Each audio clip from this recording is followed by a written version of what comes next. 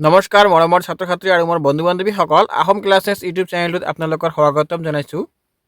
আজি মই এইটো ভিডিঅ' তোমালোকৰ কাৰণে লৈ আহিছোঁ ক্লাছ 9ৰ ছায়েন্সৰ লেচন নম্বৰ 2। ইয়াত পাঠভিত্তিক গোটেইখিনি কুৱেশ্যন দিয়া আছে, পাঠৰ ভিতৰত থকা কুৱেশ্যনখিনিও দিয়া আছে, তোমালোকে ভালকৈ চাই ল'বা। আমাৰ কি দিয়া আছে প্ৰথমত চোৱা, 1 নম্বৰত দিয়া আছে বিশুদ্ধ পদাৰ্থ বুলিলে কি বুজা? ইয়াৰ উত্তৰত হ'ব আমাৰ জীৱৰ পদাৰ্থত মাত্ৰ এটাই উপাদান থাকে, সেইবোৰক বিশুদ্ধ পদাৰ্থ বোলা হয়। তাৰপিছত চোৱা কি দিয়া আছে 1 নম্বৰত, পদাৰ্থ বুলিলে কি বুজা? ইয়াৰ উত্তৰটো হ'ব আমাৰ চাৰিওফালে থকা বিভিন্ন আকাৰ ৰূপ গঠন অসংখ্য বস্তু দেখিবলৈ পোৱা যায়, যেনে বায়ু পানী মাটি উদ্ভিদ আদি সকলো বস্তুকে পদাৰ্থ বুলি কোৱা হয়। 2 নম্বৰত কি দিয়া আছে কি, সমসত্ব আৰু অসমসত্ব মিশ্ৰণৰ মাজত প্ৰভেদবোৰ লিখা। ইয়াৰ উত্তৰটো কি হ'ব, সমসত্ব আৰু অসমসত্ব মিশ্ৰণৰ মাজত প্ৰভেদবোৰ হ'ল 1 নম্বৰত কি দিয়া আছে কি আমাৰ সমসত্ব মিশ্ৰণত সংযুতি একে আৰু অসমসত্ব মিশ্ৰণত সংযুতি একে নহয়। 2 নম্বৰত কি দিয়া আছে আমাৰ সমসত্ব মিশ্ৰণৰ ৰং একে হয়, কিন্তু অসমসত্ব মিশ্ৰণত মিশ্ৰণৰ ৰং একে নহয়। 3 নম্বৰত কি দি আছে, সমসত্ব মিশ্ৰণত পদাৰ্থৰ কণিকাবোৰ দ্ৰৱণটোৰ সকলো অংশতে সমভাৱে বিস্তাৰিত হৈ থাকে, কিন্তু অসমসত্ব মিশ্ৰণত নাথাকে। তাৰপিছত দিয়া আছে কি প্ৰশ্নাৱলীত চোৱা তোমালোকে 1 নম্বৰত উদাহৰণ দি সমসত্ব আৰু অসমসত্ব মিশ্ৰণৰ পাৰ্থক্য লিখা। উত্তৰত কি দিয়া আছে আমাৰ সমসত্ব আৰু অসমসত্ব মিশ্ৰণৰ পাৰ্থক্য হ'ল 1 নম্বৰত দিয়া আছে দ্ৰৱণৰ এটা ধৰ্ম হ'ল সমসত্ব মিশ্ৰণ, আনহাতে প্ৰলম্বনৰ ধৰ্ম হ'ল অসমসত্ব মিশ্ৰণ। উদাহৰণস্বৰূপে পানী আৰু চেনিৰ মিশ্ৰণ, চকমাটি আৰু ময়দাৰ গুড়ি। তাৰপিছত দিয়া আছে 2 নম্বৰত সমসত্ব মিশ্ৰণটোত দ্ৰৱণৰ কণিকাবোৰ খালী চকুৰে দেখা পোৱা নাযায়, আনহাতে অসমসত্ব মিশ্ৰণত প্ৰলম্বিত কণিকাবোৰৰ খালী চকুৰে দেখা পোৱা যায়। তাৰপিছত আমাৰ কি দি আছে 2 নম্বৰত কলয়ৰ দ্ৰৱণ আৰু প্ৰলম্বনৰ মাজৰ প্ৰভেদবোৰ কি কি লিখা। ইয়াত দিয়া আছে আমাৰ কি ধৰ্ম, কলয়ৰ দ্ৰৱণ আৰু প্ৰলম্বন। 1 নম্বৰত দি আছে প্ৰকৃতি, কলয়ত দি আছে কি অসমসত্ব মিশ্ৰণ, দ্ৰৱণত দি আছে দ্ৰৱণ এটা সমসত্ব মিশ্ৰণ আৰু প্ৰলম্বত দি আছে প্ৰলম্বন এবিধ অসমসত্ব মিশ্ৰণ। ছাত্ৰ ছাত্ৰীসকল এইটো তোমালোকে চাই ল'বা, ভালকে মুখস্থ কৰি ল'বা। তাৰপিছত আমাৰ কি দি আছে 3 নম্বৰত এটা মেথ দি আছে 293 K উষ্ণতাত 100 ml পানীত 36 গ্ৰাম ছডিয়াম ক্লৰাইড দ্ৰৱিত কৰি এটা সংক্ষিপ্ত দ্ৰব্য পোৱা গ'লে দ্ৰৱণটোৰ গড়তা নিৰ্ধাৰণ কৰা। ইয়াত উত্তৰত কি দি আছে আমাৰ ইয়াত দ্ৰৱণটোৰ ভৰ ছডিয়াম ক্লৰাইড হ'ল NaCl 36 গ্ৰাম, দ্ৰৱণক পানীৰ ভৰ দি আছে কি আমাৰ 100 ml, আৰু আমি জানো যে দ্ৰৱণৰ ভৰ ইজুকেল টু দ্ৰব্যৰ ভৰ প্লাছ দ্ৰৱকৰ ভৰ। ছাত্ৰ ছাত্ৰীসকল এইটো সূত্ৰ তোমালোকে মুখস্থ কৰি ল'বা, ইয়াতে বহুৱাই দিছে, এনচাৰটো তোমালোকে চাই লোৱা। তাৰপিছত এইটো দি আছে তোমালোকে চাই লোৱা গণিতটো। তাৰপিছত আমাৰ নেক্সটত কি দি আছে প্ৰশ্নাৱলীত 1 নম্বৰত দি আছে কি কেৰাচিন আৰু পেট্ৰলৰ ইহঁতৰ উতলাংকৰ পাৰ্থক্য 25 ডিগ্ৰী চেলচিয়াছতকৈ বেছি। মিশ্ৰণৰ পৰা সিহঁতক কিদৰে পৃথক কৰিবা? ইয়াৰ উত্তৰটো হ'ব, যিহেতু কেৰাচিন আৰু পেট্ৰলৰ উতলাংক পাৰ্থক্য 25 ডিগ্ৰী চেলচিয়াছতকৈ বেছি, গতিকে এই মিশ্ৰণটোক পাতন পদ্ধতিৰে পৃথক কৰিব পাৰি। তাৰপিছত আমাৰ 2 নম্বৰ কি দি আছে, তলৰ মিশ্ৰণবোৰৰ পৃথকীকৰণ পদ্ধতিৰ নাম লিখা। ইয়াত আমাৰ 1 নম্বৰত দি আছে দৈৰ পৰা মাখন, 2 নম্বৰত দি আছে সাগৰৰ পানীৰ পৰা নিমখ, আৰু 3 নম্বৰত দি আছে নিমখৰ পৰা কৰ্পূৰ। উত্তৰত কি দি আছে আমাৰ, দৈৰ পৰা মাখন অপকেন্দ্ৰিক পদ্ধতি, 2 নম্বৰত সাগৰৰ পানীৰ পৰা নিমখ স্ফটিকীকৰণ পদ্ধতি, নিমখৰ পৰা কৰ্পূৰ এইটো কি আমাৰ ঊৰ্ধ্বপতন পদ্ধতি। 3 নম্বৰত কি দি আছে আমাৰ, স্ফটিকীকৰণ পদ্ধতিৰে কি ধৰণৰ মিশ্ৰণ পৃথক কৰা যায়? ইয়াৰ উত্তৰটো হ'ব, স্ফটিকীকৰণ পদ্ধতিৰ দ্বাৰা কঠিন আৰু অশুদ্ধ পদাৰ্থৰ মিশ্ৰণক পৃথক কৰিব পৰা যায়। তাৰ পিছৰ প্ৰশ্নাৱলীত চোৱা তোমালোকে 1 নম্বৰত দি আছে তলৰ কাৰ্যকলাপবোৰ ৰাসায়নিক নে ভৌতিক পৰিৱৰ্তন কৰা। দিয়া আছে 1 নম্বৰত গছ কটা, 2ত দি আছে কেৰাহী এখনত মাখন গলি যোৱা, 3 নম্বৰত দি আছে কি আলমাৰিত মামৰ ধৰা, আৰু 4 নম্বৰত দিছে পানী উতলাই জলীয় ভাৱ কৰা, আৰু 4 নম্বৰত দি আছে 5 নম্বৰত পানীৰ মাজেদি বিদ্যুৎ প্ৰবাহিত কৰিলে হাইড্ৰজেন আৰু অক্সিজেন গেছ উৎপন্ন হোৱা। তাৰপিছত দিয়া আছে পানীত নিমখ দ্ৰৱীভূত কৰা আৰু কেঁচা ফলৰ পৰা সালাড প্ৰস্তুত কৰা, কাগজ আৰু কাঠ পুৰিলে কি হয়? ইয়াৰ উত্তৰত কি দিয়া আছে, গছ কটা ভৌতিক পৰিৱৰ্তন, কেৰাহী এখনত মাখন গলি যোৱা ভৌতিক পৰিৱৰ্তন, আলমাৰিত মামৰ ধৰা ৰাসায়নিক পৰিৱৰ্তন, আৰু পানী উতলাই জলীয় ভাৱ কৰা ভৌতিক পৰিৱৰ্তন, পানীৰ মাজেদি বিদ্যুৎ প্ৰবাহিত কৰিলে হাইড্ৰজেন আৰু অক্সিজেন গেছ উৎপন্ন হোৱা ৰাসায়নিক পৰিৱৰ্তন, তাৰপিছত পানীত নিমখ দ্ৰৱীভূত কৰা ভৌতিক পৰিৱৰ্তন, আৰু কেঁচা ফলৰ পৰা সালাড প্ৰস্তুত কৰা এইটো হ'ব আমাৰ ভৌতিক পৰিৱৰ্তন, কাগজ আৰু কাঠ পুৰিলে এইটো হ'ব আমাৰ ৰাসায়নিক পৰিৱৰ্তন। তাৰপিছত আমাৰ দিয়া আছে অনুশীলনীৰ 1 নম্বৰত দি আছে তলৰ পদাৰ্থবোৰ পৃথক কৰিবলৈ কি পৃথকীকৰণ পদ্ধতি প্ৰয়োগ কৰিবা? ইয়াত 1 নম্বৰত দিছে নিমখ পানীৰ দ্ৰৱণৰ পৰা ছডিয়াম ক্লোৰাইড, এটি হ'ব কি বাষ্পীয় ভাৱন পদ্ধতি। 2 নম্বৰত দি আছে কি ছডিয়াম ক্লোৰাইড আৰু এমনিয়াম ক্লোৰাইড মিশ্ৰণৰ পৰা এমনিয়াম ক্লোৰাইড, এটি হ'ব কি ঊৰ্ধ্বপতন পদ্ধতি। 3 নম্বৰত দিয়া আছে গাড়ীৰ ইঞ্জিন তেলৰ পৰা ধাতুৰ সৰু সৰু টুকুৰা, এইটো হ'ব কি আমাৰ ফিল্টাৰ কৰা পদ্ধতি। তাৰপিছত 2 নম্বৰত কি দি আছে ফুলৰ পাহিৰ নিষ্কাশিত তৰলৰ পৰা বিভিন্ন ৰঞ্জক পদাৰ্থবোৰ, এইটো হ'ব বৰ্ণলেখাৰ পদ্ধতি। 3 নম্বৰত দিছে দৈৰ পৰা মাখন, এইটো হ'ব আমাৰ অপকেন্দ্ৰিক পদ্ধতি। F নম্বৰত দি আছে পানীৰ পৰা তেল, এইটো হ'ব কি পৃথকীকৰণ চুপি ব্যৱহাৰ কৰা পদ্ধতি। চাহৰ পৰা চাহপাত, এইটো হ'ব ফিল্টাৰ কৰা পদ্ধতি। বালিৰ পৰা লৰপিন, এইটো হ'ব চুম্বকৰ সহায়ত পৃথকীকৰণ কৰা পদ্ধতি।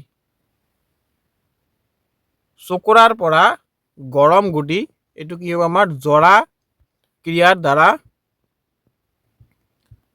তাৰপিছত কি দি আছে পানী আৰু বোকাৰ প্ৰলোভনৰ পৰা বোকাৰ সূক্ষ্ম কণিকাবোৰ, এইটো হ'ব পৰিস্ৰাৱন পদ্ধতি। তাৰপিছত আমাৰ 2 নম্বৰত কি দি আছে, একাপ চাহ বনাবলৈ প্ৰয়োজনীয় পদক্ষেপবোৰ লিখা। দ্ৰৱণ, দ্ৰৱক, দ্ৰব্যই, দ্ৰৱীভূত, দ্ৰৱণীয়, অদ্ৰৱণীয়, পৰিস্ৰোত আৰু অৱশেষ আদি শব্দবোৰ ব্যৱহাৰ কৰিবা। ইয়াৰ উত্তৰটো কি হ'ব আমাৰ, একাপ চাহ বনাবলৈ প্ৰয়োজনীয় হোৱা দ্ৰব্য আৰু পদ্ধতি হ'ল পানী, 2 নম্বৰত হ'ব গাখীৰ, 3 নম্বৰত চেনি, 4 নম্বৰত চাহপাত, 5 নম্বৰত এটা পাত্ৰ, 6 নম্বৰত হ'ব ইন্ধন আৰু 7 নম্বৰত হ'ব এটা কাপ। তাৰপিছত হ'ব কি, দ্ৰৱণ হৈছে পানী, চেনি মিশ্ৰণ, দ্ৰৱক হৈছে পানী। দ্ৰব্য হৈছে চেনি, চাহপাত, গাখীৰ, দ্ৰৱীভূত হৈছে গৰম হোৱা পানীখিনিত চেনি। ছাত্ৰ ছাত্ৰীসকল এইখিনি তোমালোকে নিজে পঢ়ি ল'বা।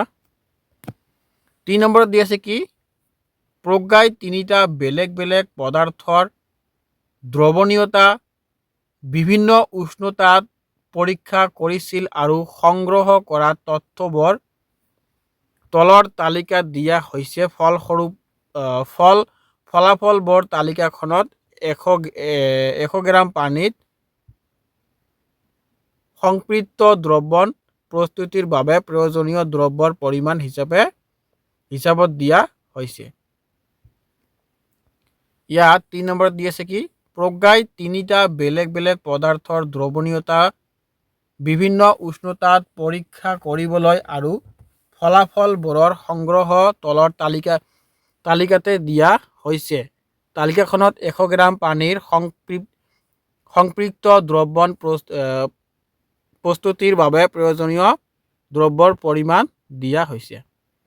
ইয়াত যেনেকৈ দিয়া আছে, দ্ৰৱীভূত কৰা পদাৰ্থ, দ্ৰৱণীয়তা, উষ্ণতা আৰু পটাছিয়াম, নাইট্ৰজেন।